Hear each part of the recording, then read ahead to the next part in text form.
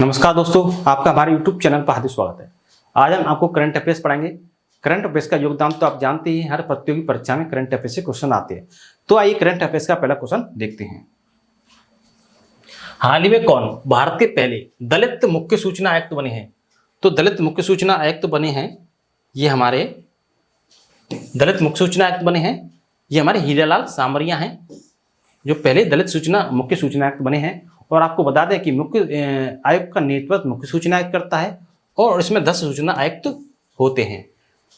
और आपको बता दें महत्वपूर्ण नियुक्तियों में कि श्री सोमनाथ ट्रस्ट के अध्यक्ष के रूप में नरेंद्र मोदी जी को चुना गया है, जो कि भारत के प्रधानमंत्री जी हैं।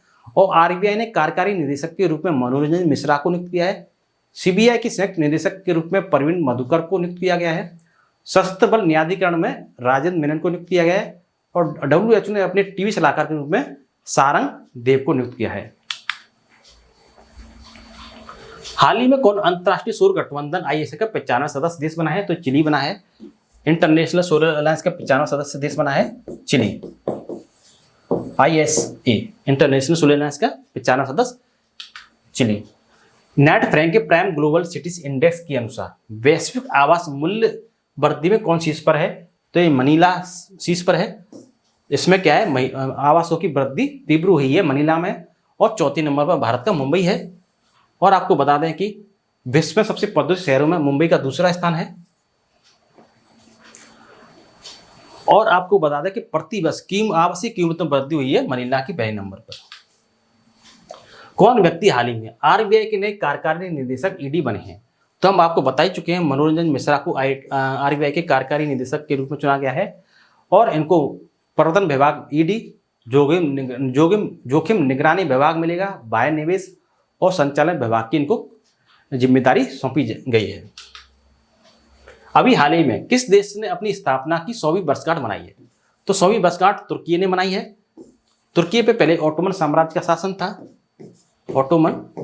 शासन था, और अब ये धर्मनिरपेक्ष राज्य है, रूढ़िवादी राज्य है और आधुनिक राज्य है।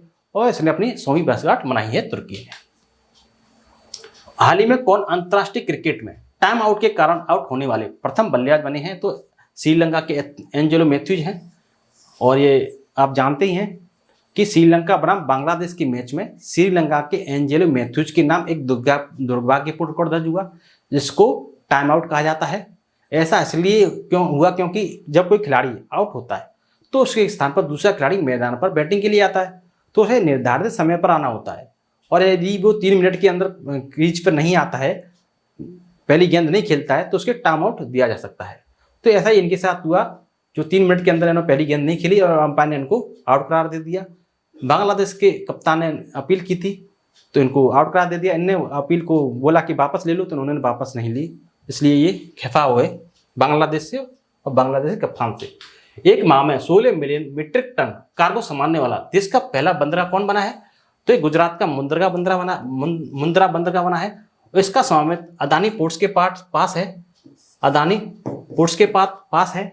और APSEZ से Adani ports special economic zone कहते हैं, स्पेशल इकोनॉमिक जोन।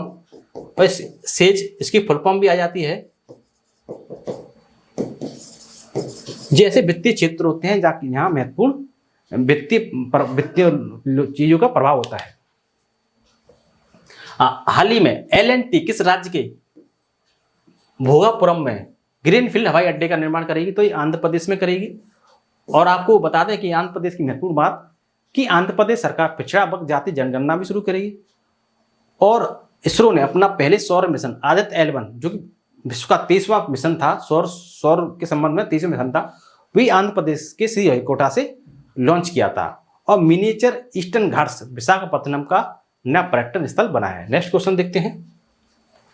किस हॉकी टीम ने वुमेन्स एशियन चैंपियंस ट्रॉफी 2023 का खिताब जीता है? तो भारत ने जीता है, भारतीय हॉकी टीम ने। इससे पहले ये 2016 में सिंगापुर में ये खिताब जीत चुकी है। नेक्स्ट क्वेश्चन देखते हैं। प्रतिवर्ष किस दिन पूरे भारत में राष्ट्रीय कैंसर जागरूकता दिवस मनाया जाता है? तो ये 7 नवंबर को मनाया जाता है, 7 नवंबर को।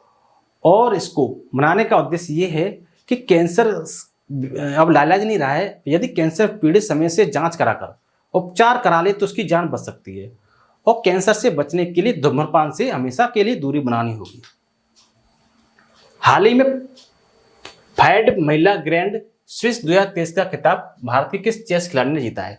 तो आर वैशाली ने जीता है। ये आर वैशाली। किस भारतीय राज्य ने ग्लोबल रिस्पॉन्सिबल टूरिज्म अवार्ड 2023 जीता है? तो केरल ने जीता है। और पर्यटन की दृष्टि से केरल महत्वपूर्ण राज्य है। और आपको बता दें कि केरल केरल को पुरस्कार best for local sourcing craft and food city में इसको पुरस्कार मिला है।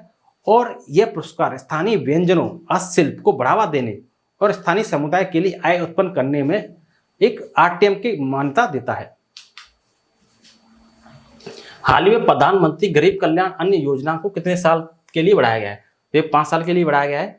और ये योजना कोविड काल में 2020 में लॉन्च की गई थी, जिसमें जो राशन कार्ड धारक हैं उनको 5 किलो मुफ्त खाद्यान्न उपलब्ध कराया जाता है। और राष्ट्रीय खाद्य सुरक्षा अधिनियम 2013 के अनुसार इसमें 5 किलो का खाद्यान्न उत्पन्न कराया जाता है। हाल ही में 24वीं एशियाई तीरंदाजी चैंपियनशिप की मेजबानी कौन करेगा? तो ये चीन करेगा। इसमें ऑप्शन है नहीं, लेकिन ये चीन करेगा। हाल ही में vibrant Gujarat international road show कहाँ आयोजित हुआ है? तो ये यूएई के दुबई में आयोजित हुआ है। हाल ही में किस राज्य में भारत का पहला जल विश्वविद्यालय खुलेगा? तो ये उत्तर प्रदेश में खुलेगा। और आपको बता दें कि उत्तर प्रदेश की महत्वपूर्ण बात कि पहला पशु शवदाह उत्तर प्रदेश के लखनऊ में खुलेगा। और रन फॉर यूनिटी कार्यक्रम का आयोजन भी उत्तर प्रदेश के लखनऊ में हुआ है। उत्तर प्रदेश के लखनऊ में। नेक्स्ट क्वेश्चन देखते हैं। हाल ही में किसे प्रतिष्ठित केरल ज्योति पुरस्कार के लिए चुना गया है? तो टी पद्मनाभन है, इनको चुना गया है। टी पद्मनाभन केरल के हैं। और आपको महत्वपूर्ण नियुक्तियों के बारे में बताते हैं कि child life photographer of the year पुरस्कार विहान तालिया ने जीता है। और सामाजिक कार्यकर्ता दीनानाथ राजपूत को रोहिणी नेयर पुरस्कार से सम्मानित किया गया है। और 8वीं बार बैलन डी पुरस्कार से लियोनेल मेसी ने इस पुरस्कार को जीता है। और हार्वर्ड लॉ स्कूल ने वैश्विक नेतृत्व के लिए भारत के मुख्य न्यायाधीश DY चंद्रचूड़ को पुरस्कृत किया है। और ब्रिटिश अकादमी पुस्तक पुरस्कार से नंदिनी दास को सम्मानित किया गया है।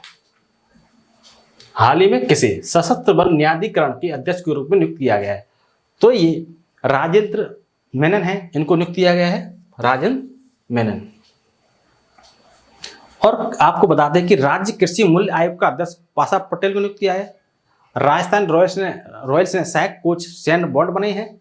और IRCTC का CMD संजय कुमार जैन बने हैं। कोटक महिंद्रा बैंक के MD एंड CEO के रूप में अशोक वासवानी को नियुक्त किया गया है। WHO ने अपने टीवी सलाहकार समूह में सारंग देव को नियुक्त किया है। तो महत्वपूर्ण नियुक्ति थी जो मैंने आपको बता दी। हाल ही में कौन सा राज्य धार्मिक पर्यटन को बढ़ावा देने के लिए बहुभाषी माइक्रोसाइट लॉन्च करेगा? तो ये केरल करेगा।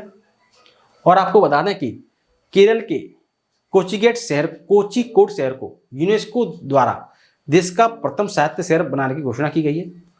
और सभी जिलों में हॉलमार्किंग केंद्र वाला पहला राज्य भी केरल बनेगा।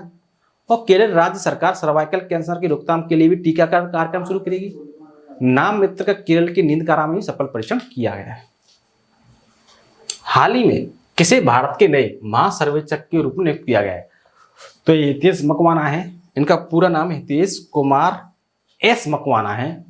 इस नियुक्ति से पहले वह गृह मंत्रालय में अपर सचिव के पद पर कार्यरत थे, लेकिन इनकी भर्ती में शिथिलता दी गई है क्योंकि ये विज्ञान एवं प्रौद्योगिकी विभाग के अंतर्गत आता है ये महासर्वेक्षक। तो इसके अंतर्गत इनको नियुक्त किया गया है। हाल ही में किस देश के वैज्ञानिकों ने कोकीन के लिए टीका विकसित किया है? तो ब्राजील के वैज्ञानिकों ने कोकीन के लिए टीका विकसित किया है।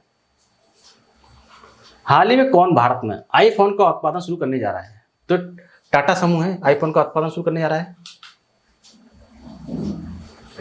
यूरोपीय संघ और भारत ने अपना पहला संयुक्त नौसैनिक अभ्यास किस स्थान पर आयोजित किया है? तो गिनी की खाड़ी में किया है। और इसमें भारत का INS सुमेधा ने भाग लिया है। ठीक, नेक्स्ट क्वेश्चन है हाल ही में अपने सभी आवारा कुत्तों की नस्बंदी करने वाला दुनिया का पहला देश कौन सा देश बना है? तो भूटान बना है। और आपको भूटान की महत्वपूर्ण और बात बताते हैं कि भूटान के छात्रों ने इलेक्ट्रॉनिक जोग का बैल बनाया है। और भूटान ने फबेला के सफल उन्मूलन की घोषणा भी की है। फबेला एक बीमारी है, तो उसके सफल उन्मूलन की घोषणा की है भूटान ने। और भूटान सबसे कम विकसित देशों की सूची से भी बाहर हुआ है, यानी कि वो अपनी गरीबी रेखा से थोड़ा सा ऊपर उठा है। और बेहतर इंटरनेट कनेक्टिविटी के मामले में भी दक्षिण एशिया में भूटान शीर्ष पर रहा है। और भूटान ने अपने सभी नागरिकों के लिए संप्रभु राष्ट्रीय डिजिटल आईडी की शुरुआत भी की है।